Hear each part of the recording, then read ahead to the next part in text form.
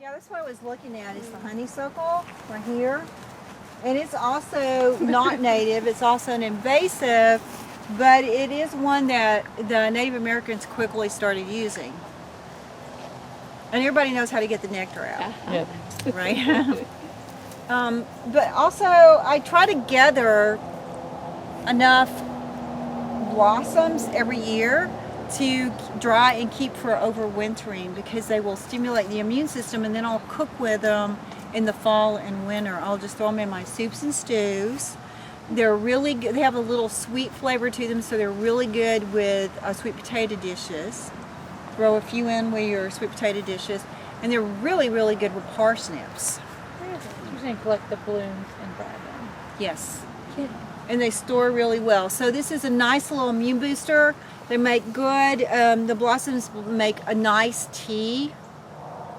Anytime you're feeling like you're coming down with something, you know, you can have a little honeysuckle flower tea, and it kind of gives your immune system a little leg up and maybe help you fight it off. Would you combine it with Just pick the echinacea? flowers. You could. What did you ask? You just use the flower. Some people use the leaf, but I never learned to use the leaf. I only learned to use the flower. Anybody use the leaf? Yeah? You want to tell us about it? I use the stem, the leaf, and the flower just from something that I read. And I use it, I haven't used it yet for immune properties, but I use it when we get ticks.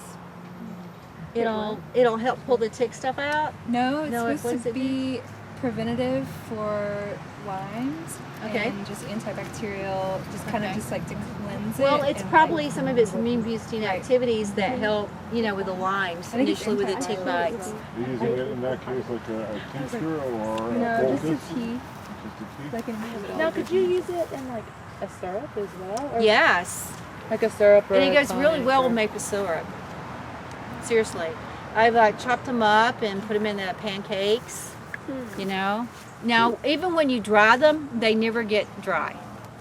Okay. You know, they like still have moisture to them, so you can't grind them up and make meal out of them. But I've chopped them up into little fine particles and sprinkled through. It's like calendula flowers never get dry. Okay. So how do you Right. store them in a glass?